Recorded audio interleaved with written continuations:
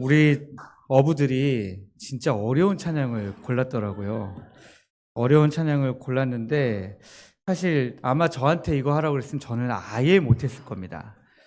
근데 가사가 너무 좋아가지고 제가 안 말렸어요. 너는 이거 어려울 텐데 라고 제가 안 말린 이유는 가사를 제가 한 번만, 저한테 악보가 있거든요. 오늘도 내 마음은 오르락 내리락, 내 마음 나도 종잡을 수 없네.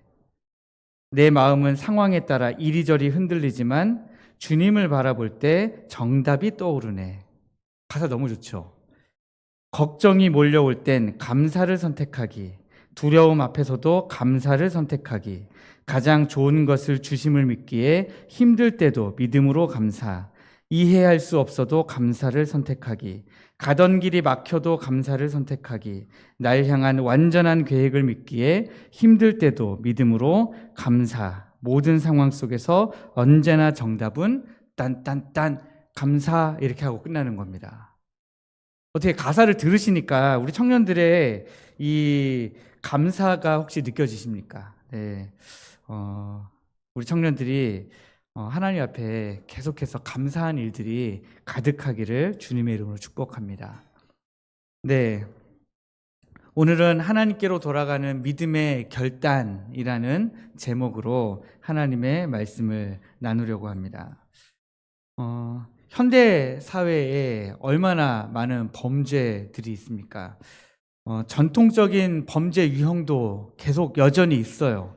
전통적으로 뭐 몰래 들어가서 훔치고 사람을 유괴하고 뭐 그런 범죄들도 있고요. 그것 말고도 더 많은 범죄들이 굉장히 복잡해졌습니다. 원인은 뭐냐? 기술이 계속해서 발전하고 있다는 거예요. 기술이 안 발전하면 없었을 그런 범죄인데 기술이 발전하면서 범죄가 생기는 거죠. 가장 대표적으로 우리 어르신들 제가 늘 걱정되는 게 뭐냐면 보이스피싱. 이 보이스피싱은요, 경찰도 속던데요. 경찰도 속아가지고 거기서 막 하고 은행 번호 누르고 있더라고요. 또 가치관이 변하고 있기 때문에, 가치관이 변하다 보니까 옛날에는 이게 나쁜 거였습니다.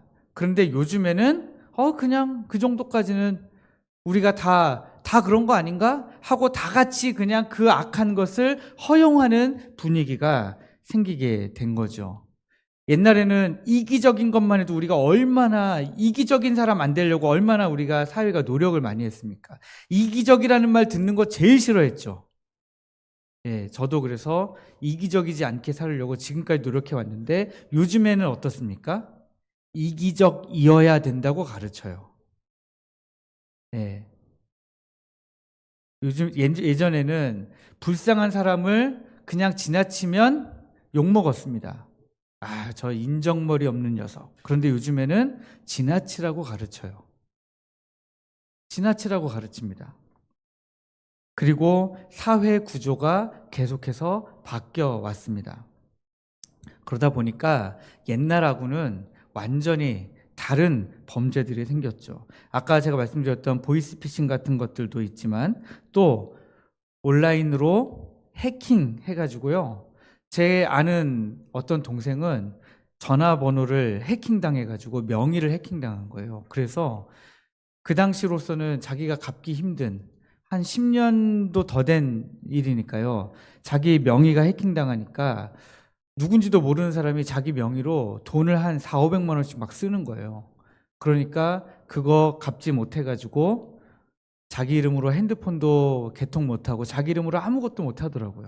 20대 청년이 벌써 그런 일에 빠졌으니까요. 얼마나 힘든 삶을 살지 짐작이 됩니다. 불법 컨텐츠가 막 유통이 됩니다. 그래서 요즘에는 뭡니까? 여러분 그 박사방이라고 들어보셨죠? 뉴스에 한참 동안 떠돌아 다녔잖아요. 그래서 그 SNS 카톡 같은 그게 뭔지 생각도 안 나는데요. 거기서 박사방 이래가지고 막 그 여성 사진 막 그런 거 동영상 찍어가지고 유포하고 자기네들끼리 돌려보고 그거 회원제로 돈 내고 가입해가지고 거기 들어가면 그런 거 보고 거기에 피해자들 엄청나게 많지 않았습니까? 경제적으로도 범죄가 막 다양해져가지고요. 부정부패는 이제 옛날 얘기죠. 합법적으로 탈세하고 금융사기 이런 것들 굉장히 많아졌습니다. 사회적 범죄도 굉장히 다양해져서 이제는 그냥 예전처럼 사회적 범죄 그러면 강도 이런 게 아닙니다. 혐오 범죄가 막 생겨나고요. 길 가다가 모르는 사람한테 오늘 처음 본 사람인데 칼부림 나고요. 가정폭력도 이제는 거의 옛날 말이 됐습니다. 학교 폭력도 얼마나 다양해졌습니까? 최근에는 선생님이 우울증을 앓다가 아이를 죽이고 자기도 죽었습니까? 죽으려고 했죠. 예. 타인에 대한 공감과 존중이 결여되기 시작하니까 사회 전체적으로 범죄라는 것이 이것도 범죄인가? 라고 생각될 정도로 굉장히 다양해지고 이제는 어디에 있어야 안전한지 짐작도 안 되는 그런 시절을 우리가 지금 살아가고 있습니다. 성도들의 영적인 범죄도 굉장히 다양해졌습니다. 우리 성도들도 죄를 짓거든요. 그런데 이 죄가 세상 사람들이 볼 땐 죄가 아니에요. 그런데 하나님이 보시기에는 큰 죄예요. 그런 죄를 우리가 짓습니다. 어떤 죄입니까? 하나님과의 관계에서 불순종하고 하나님의 말씀에 불순종하고 하나님에 대해서 사실 완전히 100% 신뢰하지 않아요. 그런데 겉으로는요, 이게 안 나타나잖아요. 지금 말씀에 순종하고 계시는지 안 순종하고 계시는지, 하나님을 완전히 신뢰하고 계시는지 안 신뢰하고 계시는지 모르잖아요. 겉으로는 뭡니까? 목사고 장로님이고 권사님이고 집사님이고 하다 보니까 우리가 잘 몰라요. 그래서 서로 다 죄를 안 짓는 것 같은데 하나님은 그걸 엄청나게 큰 죄라고 말씀하세요. 하나님보다 재물을 더 의지하고 신뢰하고 있지는 않습니까? 그것도 다 영적인 죄죠. 하나님의 뜻보다는 사회적인 안정이나 성공, 성취를 더 우선시합니다. 예배를 드리기보다 이 예배 시간에 내가 다른 것들을 해야 된다면 꼭 주일날에만 보는 시험들 있잖아요. 주일날에만 보는 시험들 빼고 일부러 이 시간에 약속을 만들진 않는다 할지라도 이 예배 시간에 생기는 약속을 마다하지 않는 거죠. 성경의 가르침보다 현대 문화나 개인적 편의를 더 우선시할 뿐만 아니라 이제는 타협합니다. 하나님이 이렇게까지 말씀하셨는데 성경에서는 이렇게 가르치고 있는데 사실 오늘날 현대적으로는 지금 이런 상황에 있으니까 적당히 버무려서 타협하면 그러면 좀 괜찮지 않을까? 하나님을 도구로 이용합니다. 불교에 절에 가서 시주하는 사람들 있잖아요. 왜 돈을 그렇게 시주를 많이 합니까? 절에 가서. 그 사람들의 입장은 내가 절에 가서 10만 원을 시주하면 아마도 그 부처가 나에게 100만 원으로 돌려줄 거야. 좀 더 완전히 좀 낮춰서 얘기하면 돈 넣고 돈 먹기. 그 이상도 그 이하도 아닌 겁니다. 그런데 안타까운 건 우리 성도들도 그렇게 생각하는 경향이 있다는 거예요. 11조, 주일헌금, 선교헌금, 감사헌금 겨우 내고 그냥 있는 대로 내면 되거든요. 그건 사실 믿음의 고백이에요. 하나님께서 나에게 이만큼 주셨는데 이거 다 주님 겁니다. 그 중에 하나님 말씀하신 거 이거는 다 주님이 주신 거라는 내 믿음의 고백으로 내가 11조와 주일헌금과 감사헌금 하나님 앞에 드립니다. 이런 고백이거든요. 그런데 그게 아니라 하나님 내가 하나님 앞에 이렇게 헌금 냈으니까 이만큼 냈으니까 하나님 더 채워주셔야 됩니다. 제가 아는 어떤 개척교회 목사님은 장로님하고 같이 교회를 개척했어요. 같이 사역하던 교회에서 같이 계시던 장로님이 같이 개척하신 거예요. 그런데 장로님하고 나중에 관계가 틀어졌어요. 그랬는데 장로님이 뭐라고 얘기했는지 아십니까? 지금까지 내가 낸 헌금 다 돌려주시오. 목사님이 스트레스를 너무 많이 받았어요. 그렇게 생각한다는 거예요. 네. 내가 이 돈을 내가 왜 냈는데? 하나님께 드린 헌금이라고 생각하는 게 아니라 내가 그만큼 냈으면 그만큼 나의 명예와 나의 지위와 나를 좀 상처 안 받게, 내가 소외되지 않도록, 혹은 내가 기도할 때마다 내가 응답받고 내가 풍성함을 누릴 수 있도록 그렇게 해줘야 되는 거 아닌가? 교회에서도 그렇게 나를 대접해줘야 되고 하나님도 나한테 그렇게 해줘야 되지 않는가? 그렇게 생각한다는 거예요. 그게 다 영적으로 우리가 죄를 짓고 있다는 거죠. 그런데 오늘날에만 이런 죄가 있는 게 아니라 이스라엘 백성들도 하나님 앞에 심각한 죄들을 지었습니다. 어떤 죄를 지었냐면, 오늘 우리가 읽었던 이 호세아 선지자가 활동하고 있었던 이 시대는 북이스라엘이 이제 멸망해 가고 있었던 때입니다.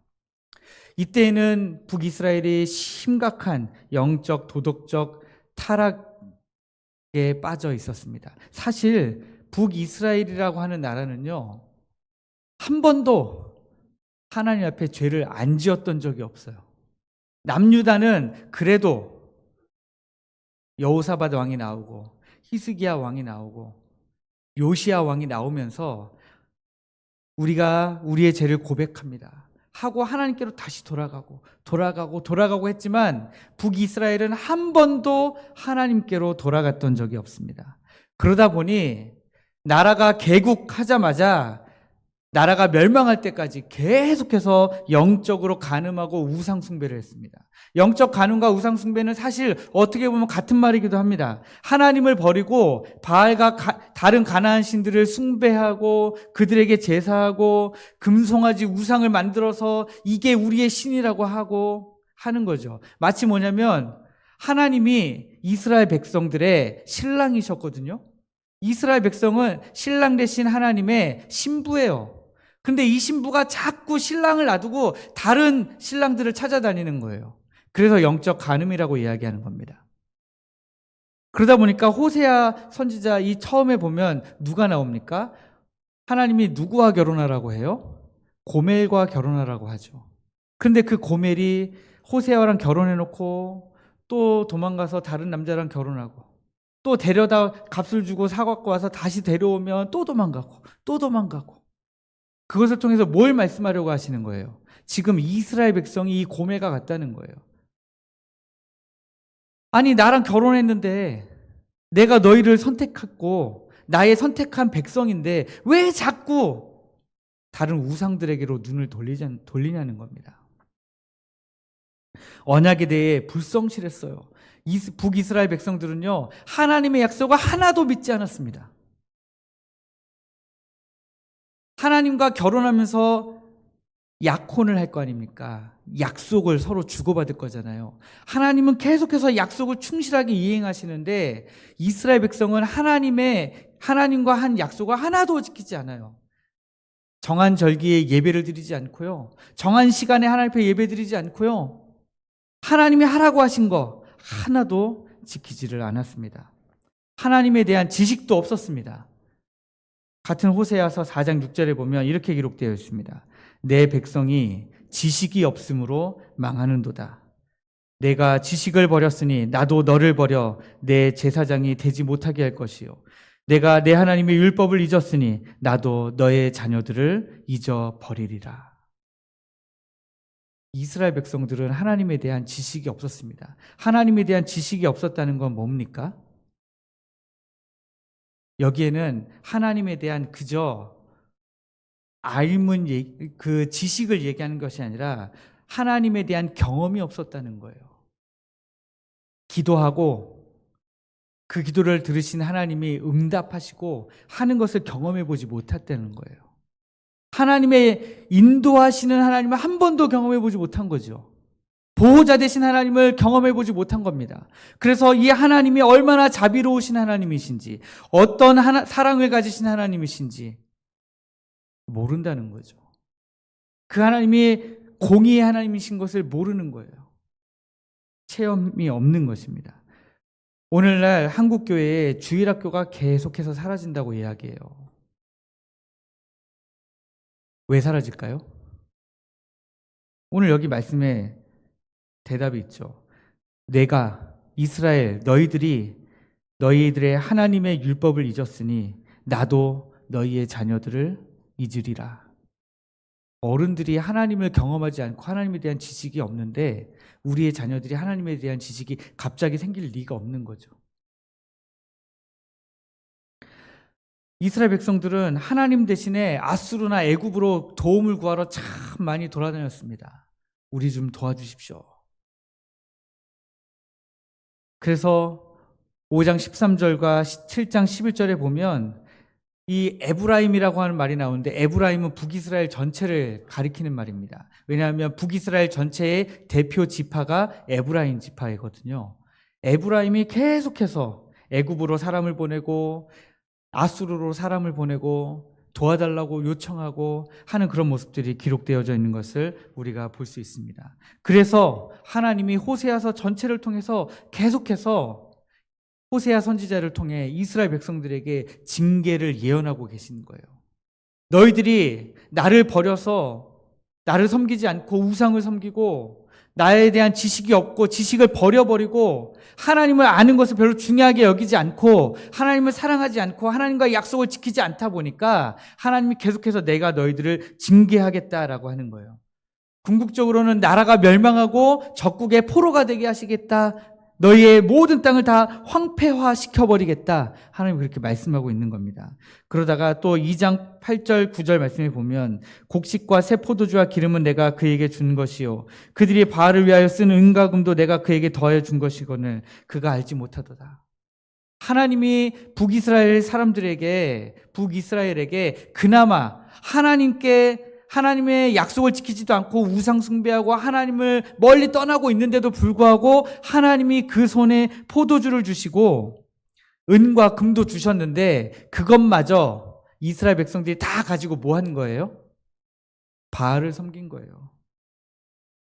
그러므로 내가 내 곡식을 그것이 익을 계절에 도로 찾으며 내가 내 새 포도주를 그것이 맛이 있을 시기에 도로 찾으며 그들의 벌거벗은 몸을 가릴 내 양털과 내 삶을 빼앗으리라. 뭡니까? 지금까지 하나님이 주셨던 거 다 가져가시겠다는 거예요. 왜요? 이스라엘 백성들이 자꾸 범죄하니까 회개하지 않고 하나님께로 돌아오지 않으니까 하나님이 지금 이스라엘 백성들을 이렇게 징계하시겠다 계속해서 호세아 선지자를 통해서 예언하신 것입니다. 그런데 그 이유가 뭐예요? 오늘 말씀 1절에 보니까 중반 이후에 보시면 뭐라고 기록되어 있습니까?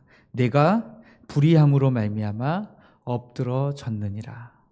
하나님께 범죄함으로 말미암아 지금 이 모든 징계를 당하게 되었다라고 하는 것입니다. 이스라엘을 향한 하나님의 징계 원인이 이스라엘의 범죄 때문이다 라고 하나님이 명확하게 말씀하고 있는 것입니다. 이 말을 뒤집어서 얘기하면 뭐냐? 여호와께 돌아오지 않으면 이 하나님의 징계를 해결할 방법이 없다는 거예요. 이스라엘아, 내 하나님 여호와께로 돌아오라. 내가 불의함으로 말미암아 엎드러졌느니라. 너가 돌아오지 않으면, 여호와께로 돌아오지 않으면 너가 너의 불의함 때문에 엎드러져 있는 것에서 다시 일어설 방법이 없도다. 지금 말씀하고 있는 것입니다. 선지자 호세아를 통한 하나님의 메시지는 내 하나님 여호와께로 돌아오라 하는 것입니다. 여러분, 저는 이 말씀을 보면서 오늘날 하나님의 교회와 성도들을 향해서도 이 호세아의 메시지가 여전히 동일하게 우리에게 적용되고 있는가? 여전히 하나님은 우리에게 돌아오라고 말씀하고 계시는가? 라는 것을 다시 한번 질문을 던지고 대답을 하게 되었습니다. 여러분도 어떠십니까? 우리가 지금까지 제가 언급해드린 그런 영적인 죄들을 우리가 똑같이 짓고 있다면 하나님이 우리를 향해서 돌아오라, 여호와께로 돌아오라 할 때 우리는 어떻게 해야 될까요? 돌아가야 되겠죠. 그러면 어떻게 돌아갈 것인가에 대해서 이제 하나님의 음성을 들어야 될 것입니다. 여기 2절에는 하나님 여호와께로 돌아가기 위한 영적인 조건들이 두 가지가 기록되어 있습니다. 첫 번째는 하나님의 말씀을 가지고 돌아가야 된다. 그렇게 말씀하고 있습니다. 너는 말씀을 가지고 여호와께로 돌아와서 아뢰기를 모든 불의를 제거하고 선한 바를 받으소서. 여러분, 여기에 말씀을 가지고라는 말을 신학자들은 두 가지로 해석을 하더라고요. 첫 번째는 하나님께 드릴 말씀을 가지고, 그러니까 하나님께 드릴 회개의 고백을 가지고 돌아오라. 두 번째는 하나님의 말씀에 순종함으로 돌아오라. 이렇게 두 가지로 해석을 하는데요.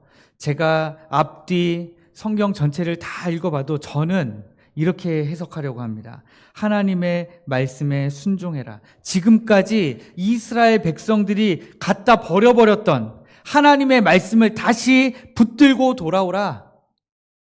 저는 그렇게 해석이 되더라고요.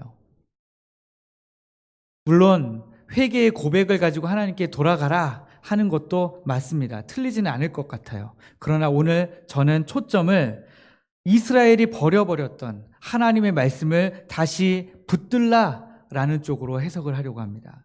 하나님의 말씀에 우리가 순종해야죠. 하나님의 말씀을 우리가 듣기는 듣는데요, 그 말씀이 내 삶에 아무런 영향을 지금까지 주지 않는 것 같은 삶을 살아왔습니다. 여기에서 주일날에 예배 끝나고 나면 예배 드린 여러분들의 얼굴이 너무 좋아 보일 때가 많아요.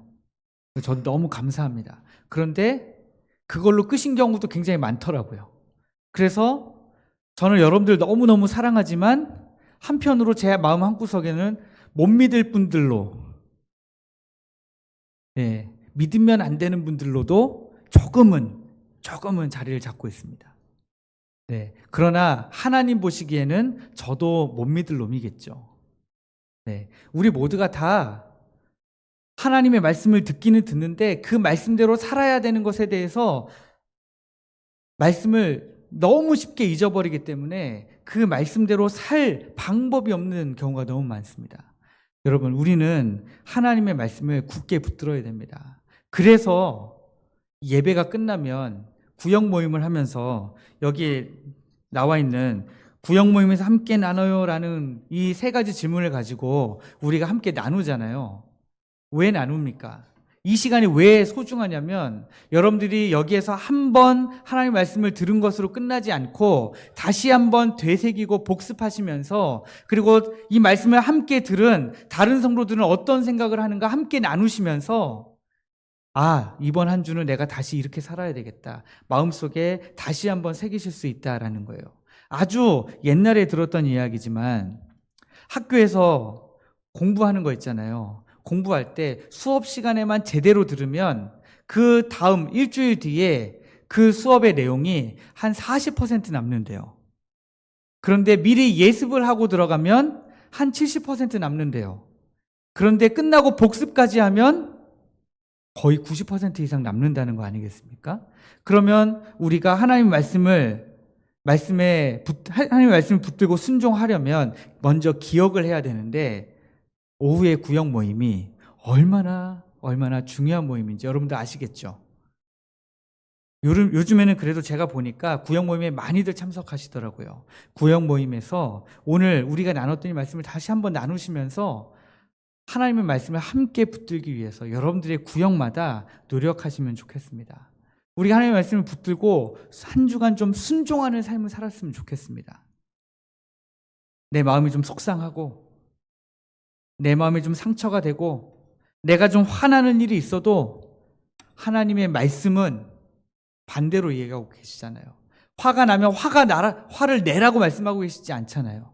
분노를 참으라고 말씀하고 계시고요. 가서 화해하라고 말씀하고 계시고요. 원수도 사랑하라고 말씀하고 계시고요.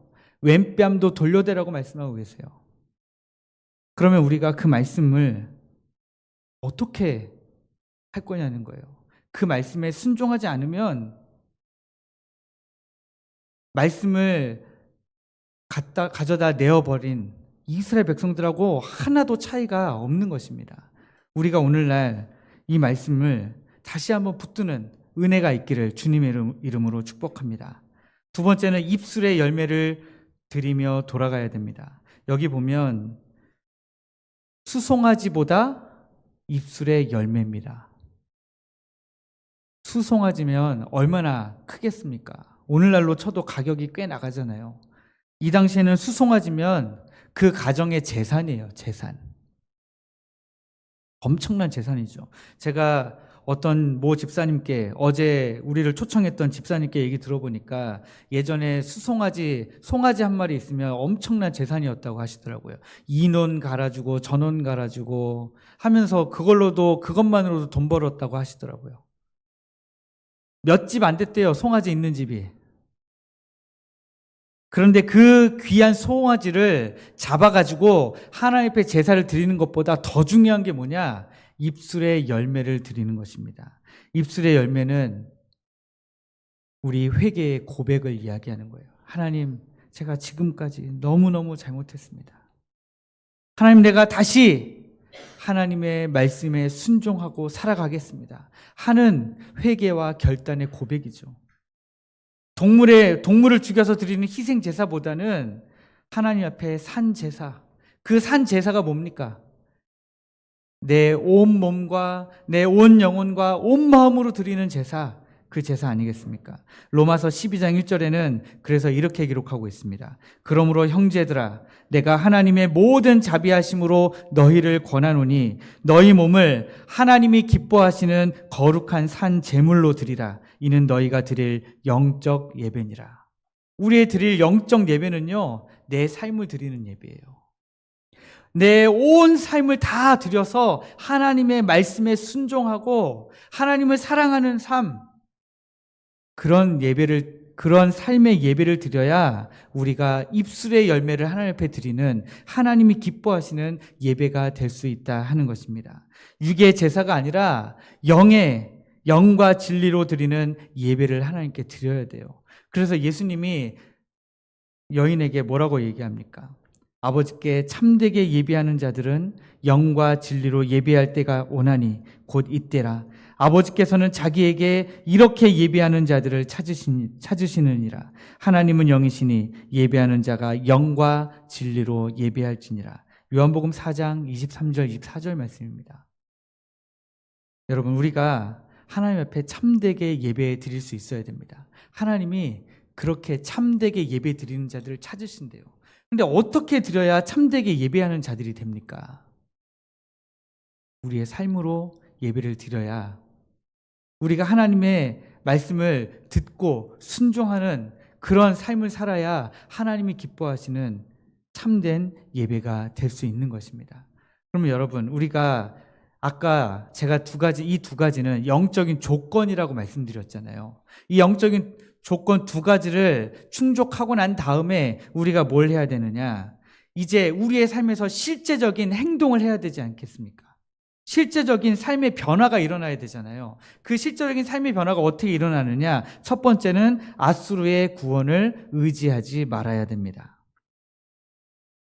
앗수르의 구원을 의지한다는 것은 이스라엘의 입장에서 보면, 북이스라엘의 입장에서 보면 정치적 동맹이나 외교적 관계 위에서 우리나라를 좀 보존하겠다라고 하는 그런 적국에 대한 의존을 버리는 것입니다.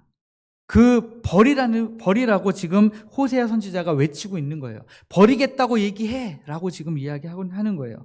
진정한 구원은 아수르나 애굽에서부터 오지 않아요. 진정한 구원은 오직 하나님으로부터만 오는 것입니다. 우리도 지금까지 얼마나 외부로부터 많은 도움과 구원을 의지해 왔습니까? 외부로부터 도움받기보다는 오직 하나님께만 기도하고 하나님의 도우심만을 구하고 구원받은 성경의 예가 있습니다.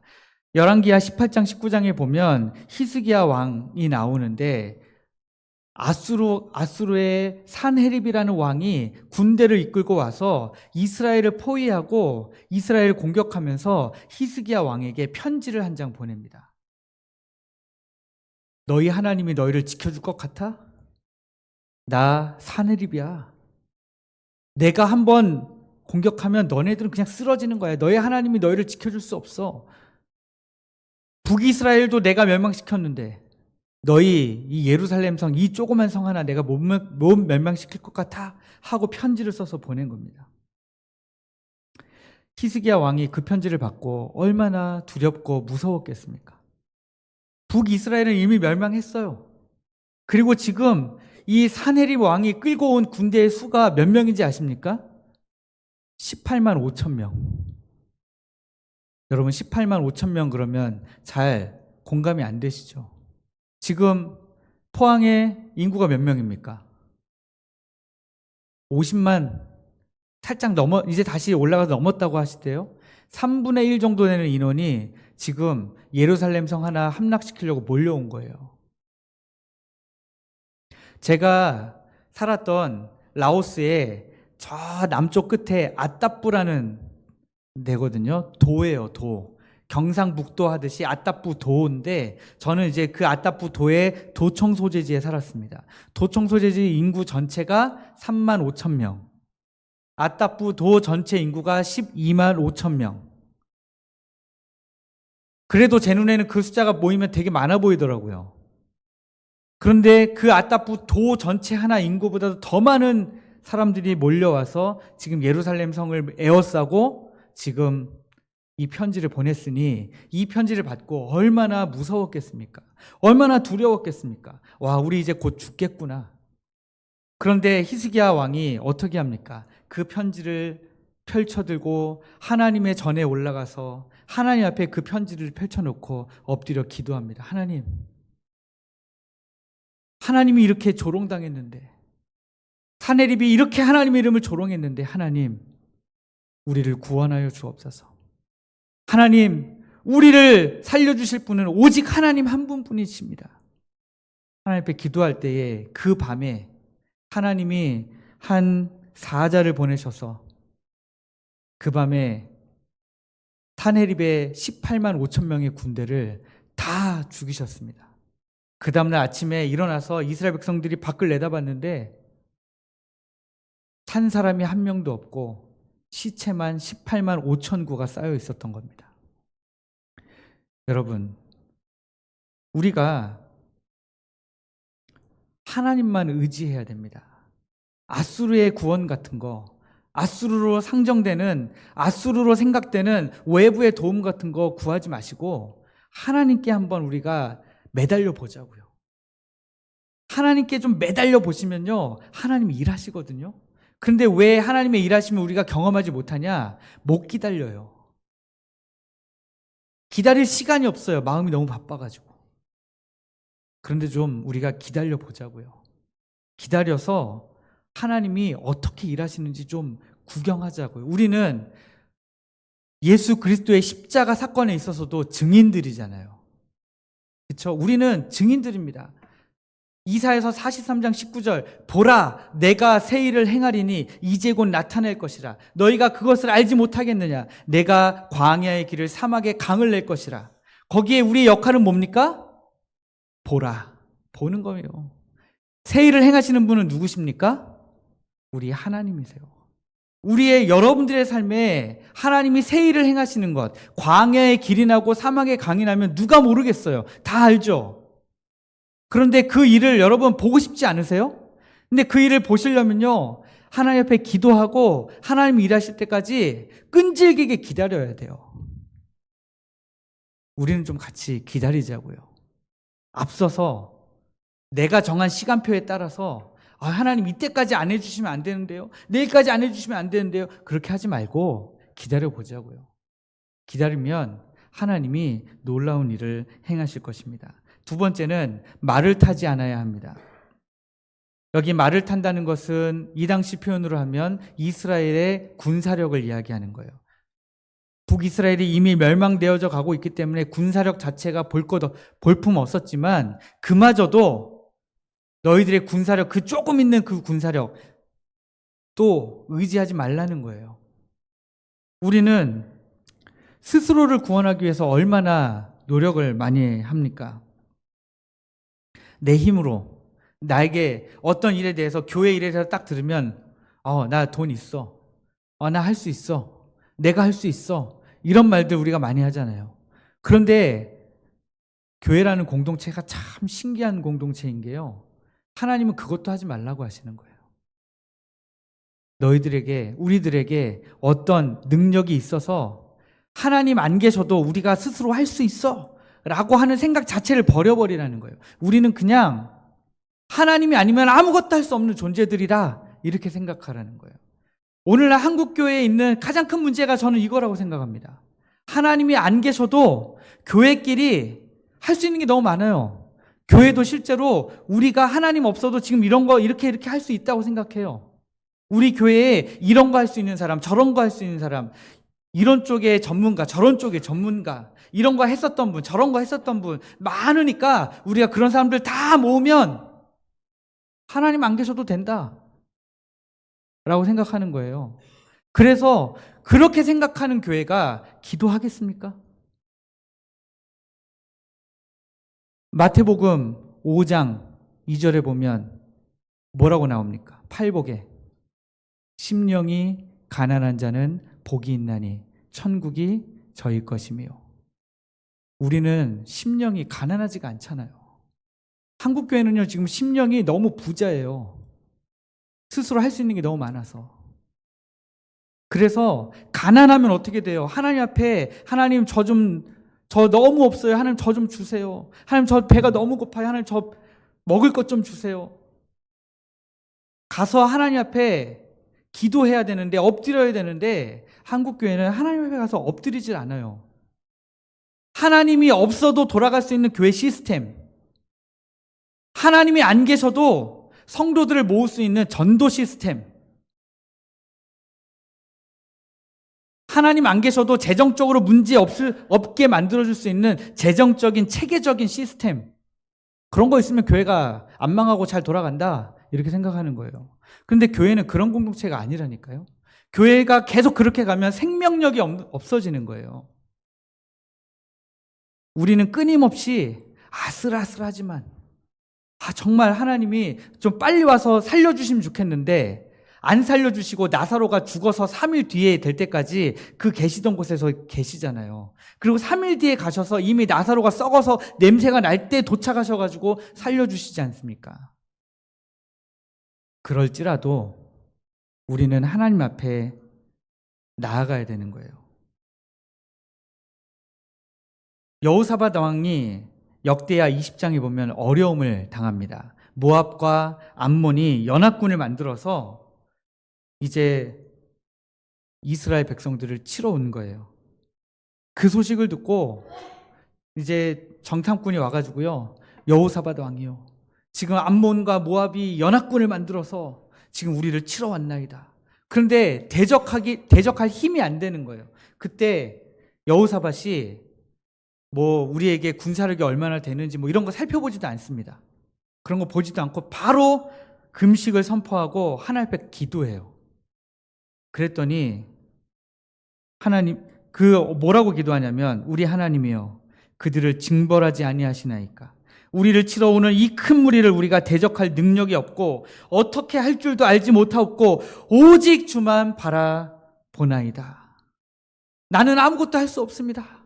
고백한 거예요. 그랬더니 하나님이 아하시엘이라는 사람을 통해서 예언을 하세요. 뭐라고 예언하시냐면, 이 전쟁에는 너희가 싸울 것이 없나니 대열을 이루고 서서 너희와 함께한 여호와가 구원하는 것을 보라. 유다와 예루살렘아, 너희는 두려워하지 말며 놀라지 말고 내일 그들을 맞서 나가라. 여호와가 너희와 함께 하리라. 아무것도 할 필요가 없대요. 그저 보라고 하시는 거예요. 그래서 나가서 그 다음날 줄 쭉 서가지고 싸우려고 줄 선 게 아니라요, 잘 구경하기 위한 줄을 선 거예요. 일렬은 좀 앉아야 되겠죠. 앉아야 뒷사람이 보니까요. 해서 이렇게 쭉 서가지고 하나님이 어떻게 하시는지 본 겁니다. 그랬더니 어떻게 하나님이 하셨는지 아십니까? 모압과 암몬이 갑자기 세일산 사람들을 막 쳐요. 세일산 사람들이 자기들 공격하는 줄 알고 막 칩니다. 그러고 나서 세일산 사람들 다 쳐 죽이고 나서 갑자기 또 서로 막 쳐 죽여요. 그래서 도망간 사람 없이 다 한 사람도 피하지 못하고 다 죽었습니다. 이스라엘 백성들은 그거를 대열을 이루고 질서 있게 자리 잡고 앉아서 다 구경한 거예요. 언제요? 하나님 앞에 기도했을 때 이런 은혜가 일어났다는 것입니다. 마지막으로는 우리가 어떤 것에서부터 떠나야 되느냐? 우상 숭배하지 말아야 됩니다. 하나님만이 유일한 참 하나님이심을 인정하라는 의미죠. 저는 이 우상 숭배를 보면서 오늘날 우리에게 있는 우상 숭배가 뭘까 고민을 참 많이 해봤습니다. 왜냐하면 오늘날 우리가 성경에 나타난 금송아지를 섬기거나 그러지 않잖아요. 그러면 오늘날 우리의 우상 숭배는 뭔가? 우리의 삶에서 왕이신 하나님의 자리를 대신하고 있는 것이 있다면 그게 바로 우상 숭배죠. 우리 삶에 하나님이 우리 삶의 주인이셔야 되는데 주인이신 하나님을 밀어내고 내 삶의 주인으로 자리 잡고 있는 것이 있다면 그게 바로 우상 숭배인 것입니다. 여러분은 무엇이 왕이신 주인이신 하나님의 자리를 여러분의 마음에서부터 밀어내고 여러분의 마음의 자리를 차지하고 있습니까? 오직 하나님만을 신뢰하는 영적 전환이 필요합니다. 우리 삶의 궁극적인 가치와 의미, 정체성, 또 무엇이 우리를 안전하게 하는가, 우리를 안정을 누리게 하는가라는 그 원천을 완전히 이제는 하나님께 두어야 돼요. 우리가 말할 때도 하나님으로부터 출발된 말을 해야 되고요. 우리가 어떤 생각의 판단을 할 때도 하나님으로부터 출발된 판단을 해야 됩니다. 나라는 사람은 어떤 사람인가? 왕이신 하나님을 모신 하나님의 백성이다라고 하는 정체성을 분명하게 해야 됩니다. 이 정체성이 분명하지 않으면 계속해서 우상 숭배하게 되어 있는 거예요.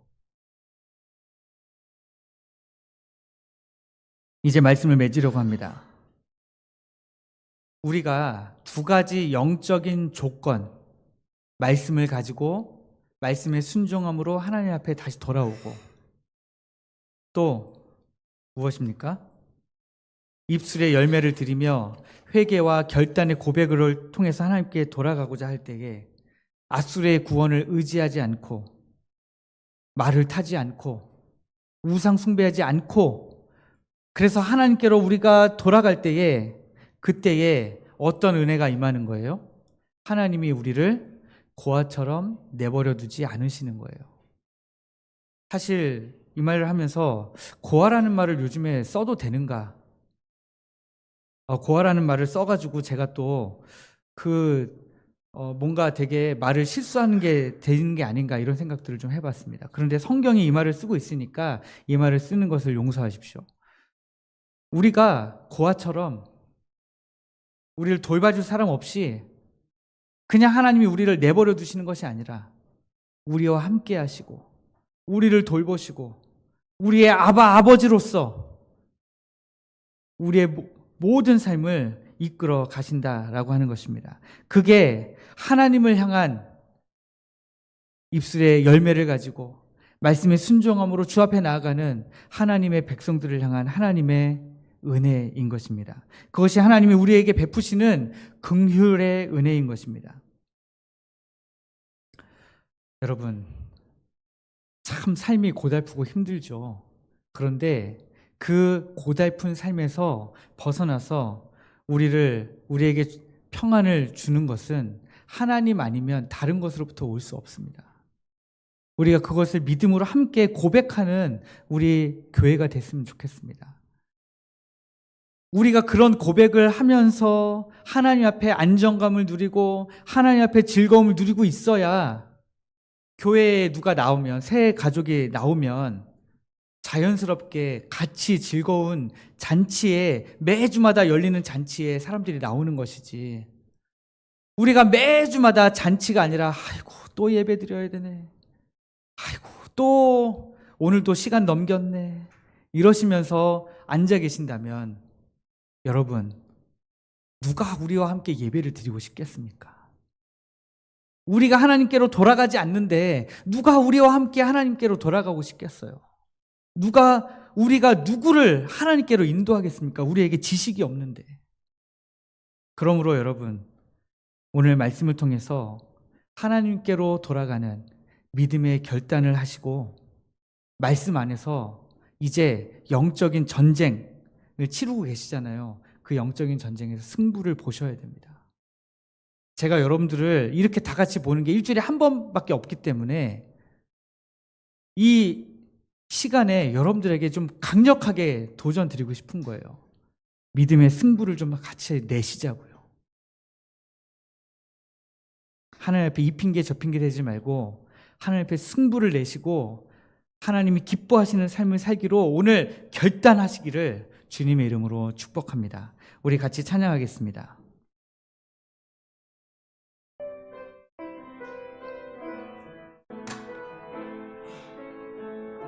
여러분 두려워하실 것이 없습니다. 우리 하나님이 지켜주십니다. 찬양하겠습니다. 아무것도 두려워 말라. 주 나의 하나님이 지켜주시네. 놀라지 마라. 겁내지 마라. 주님 나를 지켜주시네. 다시 한번 고백합니다. 아무것도 두려워 말라. 아무것도 두려워 말라. 주 나의 하나님이 지켜주시네. 놀라지 마라. 겁내지 마라. 주님 나를 지켜주시네. 내 맘이 힘에 겨워 지칠지라도, 내 맘이 힘에 겨워 지칠지라도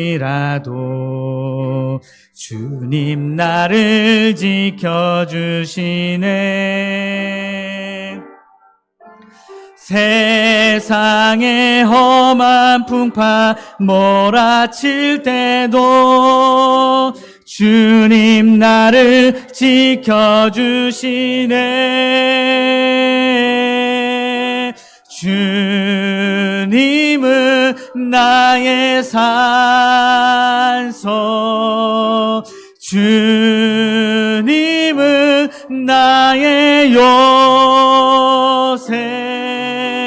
주님은 나의 방어막,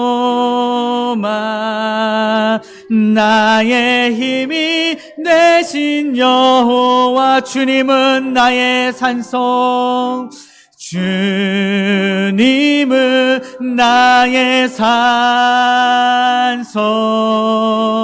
주님은 나의 요새, 주님은 나의 소망, 나의 힘이 되신 여호와. 우리 이 시간 함께 잠깐 기도하겠습니다. 여러분, 주님은 우리의 산성이십니다. 주님은 우리의 요새이십니다. 주님은 우리의 소망이셨습니다. 하나님은 우리의 힘이신데 우리는 우리의 힘이 되신 여호와를 자꾸 버려버리고 세상에서 다른 힘을 구하려고 합니다. 아수르로 힘을 구하러 가고요. 나에게 그 힘이 없는지 계속해서 살펴보고요. 우상 숭배하면서 힘의 근원 되시는 여호와 하나님을 자꾸 무시해 왔습니다. 이제 우리가 하나님 앞에 회개하며 나아가기를 원합니다. 하나님, 내가 하나님께 죄를 지었습니다. 하나님, 내가 이제 다시 주님께로 돌아가기를 원합니다. 나를 용서하여 주옵소서. 나를 긍휼히 여겨 주옵소서. 그리고 우리가 다시 한번 그렇게 살겠노라고 다시 한번 우리가 결단하는 기도가 됐으면 좋겠습니다. 이 시간 회개의 고백과 결단의 고백을 드리면서 하나님 앞에 기도하겠습니다. 하나님 아버지, 주여 은혜를 베풀어 주시옵소서. 아버지 하나님이여, 주님 우리의 삶을 돌아보건대 아버지 하나님이여, 주께서 우리를 향하여 신실하게 주의 약속을 지켜오셨음에도 불구하고 하나님, 우리는 때때로 하나님을 버리고 하나님의 말씀을 버리고 하나님 아수르의 구원을 의지하기 위해서 아수르를 찾아가고 애굽을 찾아가고 하나님 계속해서 내 스스로 말을 타고 달리며 하나님 그렇게 하나님의 말씀을 무시해 왔습니다. 하나님을 무시해 무시해왔습니다. 하나님의 힘을 무시해왔습니다. 아버지, 나의 힘이 되신 하나님을 멀리 떠나왔던 것을 주 앞에 고백합니다. 하나님, 우상 숭배하면서 하나님 왕이신 하나님을 멀리하고 다른 어떤 것으로 내 마음의 주인 삼으며 하나님 그렇게 살아왔던 우리의 모습을 주 앞에 고백합니다. 아버지 하나님이여, 용서하여 주시옵소서. 이 시간 온전히 하나님께로 다시금 돌아갈 수 있도록 주여 은혜 베풀어 주옵소서. 우리 포항택전교회 모든 성도들이 다시금 하나님께로 돌아가는 믿음의 결단을 할 수 있도록 주여 은혜 베풀어 주옵소서. 다시 하나님의 말씀에 순종함으로 살겠습니다. 내가 다시 하나님 앞에만 기도하며 나아가겠습니다. 하나님의 일하심을 기다리겠습니다. 하나님의 일하심을 보겠습니다. 하나님 앞에 고백하며 결단하는 우리 모든 성도들 되도록 주께서 역사하여 주옵소서. 그래서 하나님, 우리 택전교회가 하나님 믿음으로 굳게 서는 교회 되게 하시고, 믿음으로 하나님의 은혜를 경험하는 교회 되게 하시고, 믿음으로 하나님 앞에 예배 드리는 교회 되도록 우리의 온 삶으로 하나님 앞에 참된 예배를 드리는 우리 포항택전교회가 되도록 우리 주님 은혜 베풀어 주시옵소서. 주님 감사합니다. 사랑과 은혜가 풍성하신 우리 하나님 아버지, 지금까지 우리를 향하여 끊임없이 지치지도 않으시고 포기하지 않으시고 우리를 사랑해 오신 것을 주님 감사합니다. 이스라엘은 끝내 하나님 앞에 돌이키지 못하고, 끝내 회개하지 못하고, 끝내 우리 하나님을 왕으로 모시고 살지 못하고 끝끝내 나라가 멸망하고 적국에게 포로가 되었습니다.